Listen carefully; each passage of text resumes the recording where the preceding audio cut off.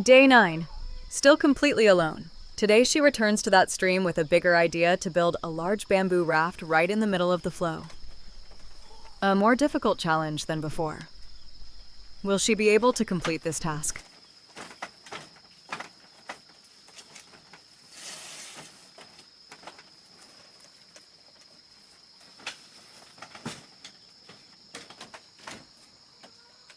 The video opens inside a bamboo hut, still holding the quiet rhythm of early morning.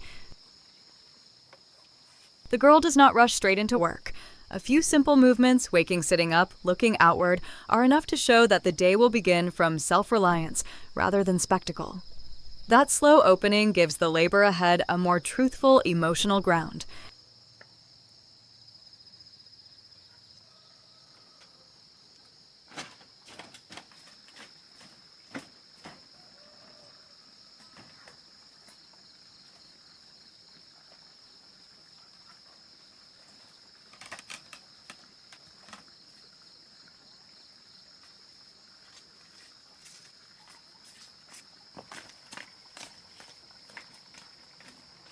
Leaving her sleeping place, she crosses the narrow bamboo bridge with a basket on her back and a long pole in her hand.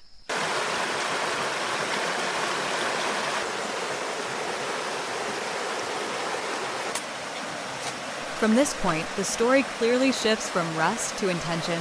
She is not wandering by the stream, but carrying the things needed to turn the water ahead into a place of work.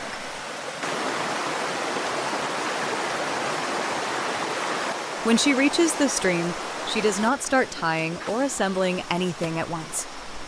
She walks along the edge, reading the shallow depth, the current, and the bamboo that can actually be used. That observation reveals something essential. The hardest part of the job is not strength, but choosing the right material before the work truly begins.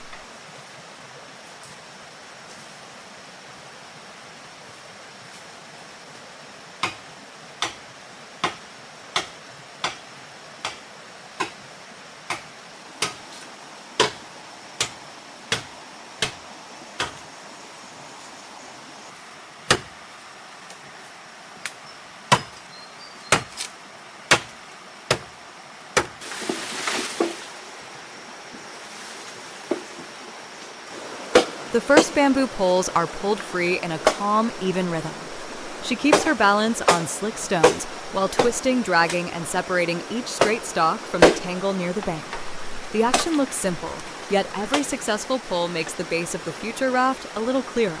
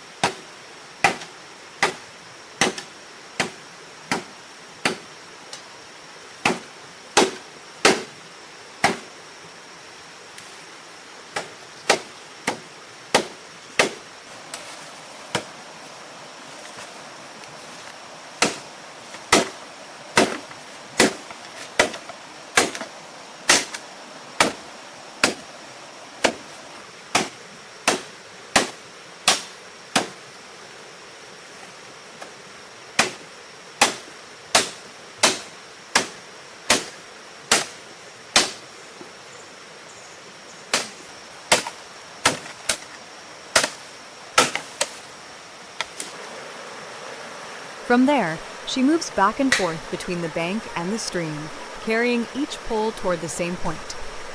Every trip adds more than material. It reveals the true intention of the sequence today. She is not only collecting something to use immediately, but building a floating surface that can hold real weight.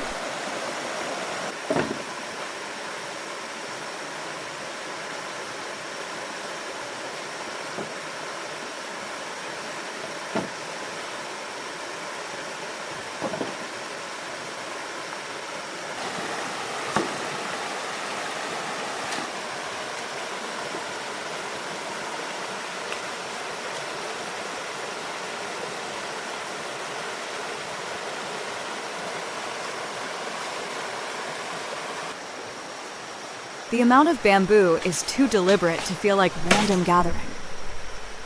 The poles begin to lie in parallel under her hands, signaling that the collecting phase is complete and the story is about to enter its more exact stage, aligning lashing and testing whether each joint can be trusted.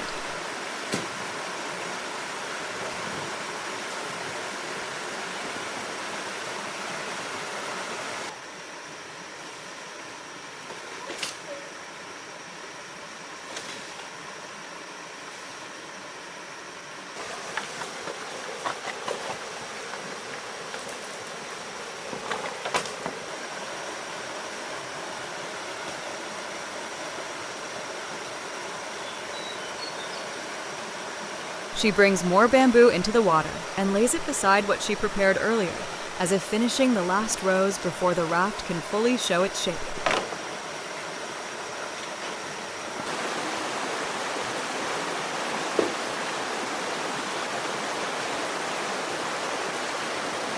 Once the poles are in place, she draws them tighter together and adds cross pieces to lock the structure. At this point, the water is no longer just background. It helps carry the weight, allowing her to turn and pull the long bamboo with more control than she would have on dry land.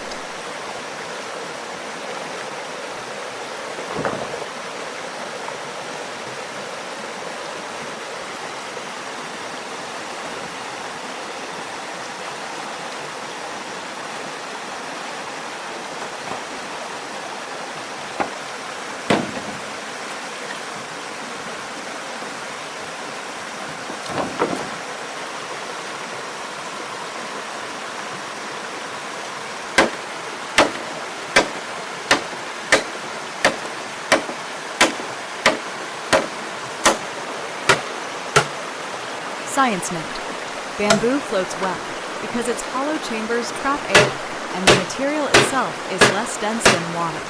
When many poles are tied side by side, buoyancy is spread more evenly, which makes the raft steadier under body weight.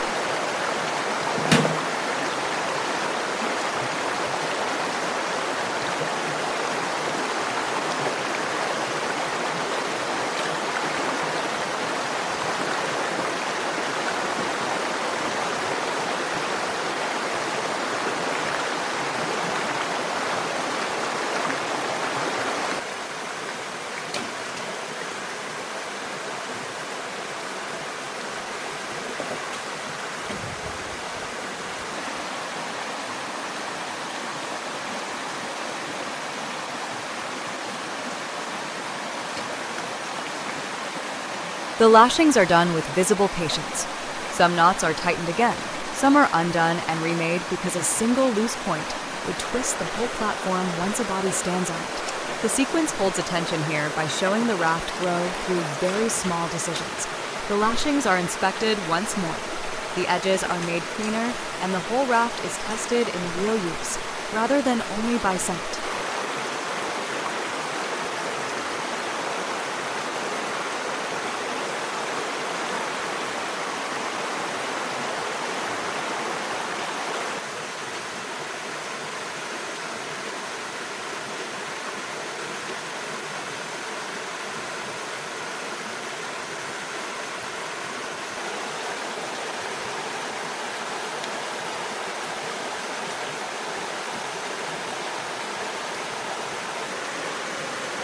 When she begins leaning and stepping onto the joined bamboo, the story moves to another level.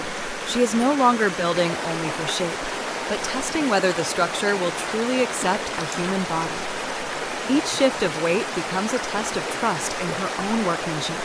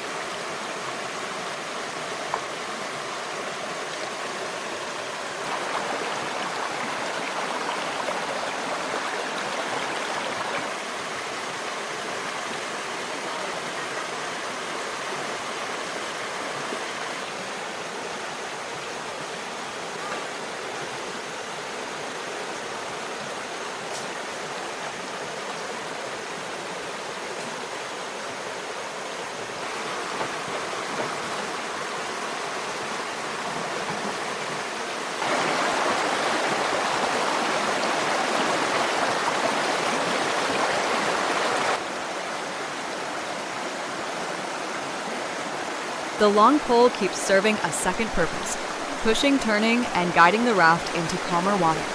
Because of that, she does not have to fight the current all at once. She only has to read it correctly and apply force where it matters most.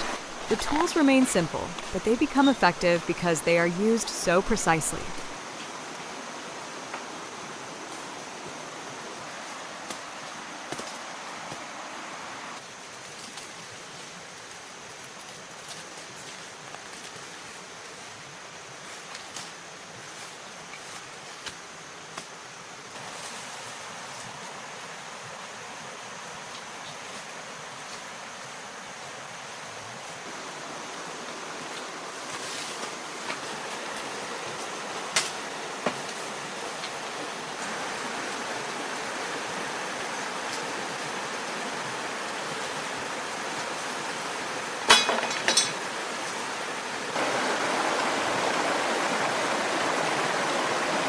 After repeated adjustments, the surface no longer looks like a temporary pile of materials. It begins to resemble a place to stand, a place to sit, even a place to rest for a while above the water. That is the moment the sequence completes its hardest task, turning separate bamboo into a structure that can be trusted.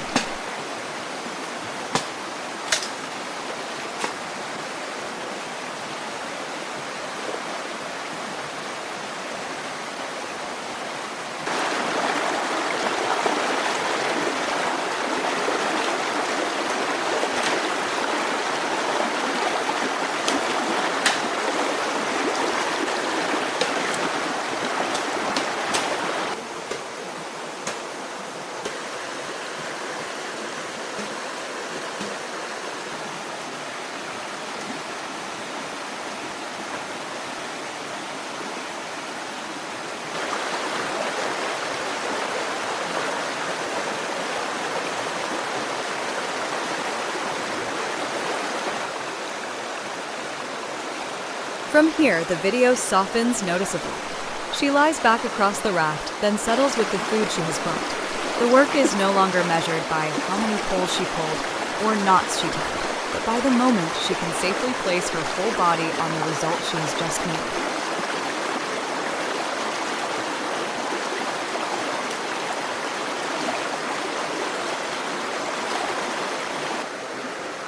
The meal above the water gives the ending a very specific kind of retention. Nothing needs to be exaggerated. The raft proves its own value by holding a real pause, a place to sit, a place to lean enough peace for the film to slow down without ever feeling empty.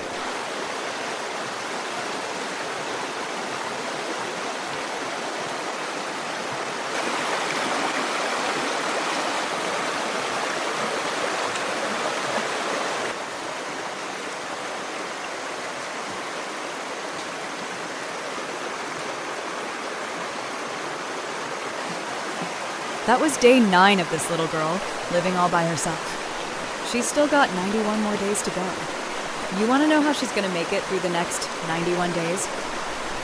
If you're rooting for her, smash that like button, subscribe, and turn on the notification bell so you don't miss day 10. Drop a comment saying day 10 down below if you want to see what happens next.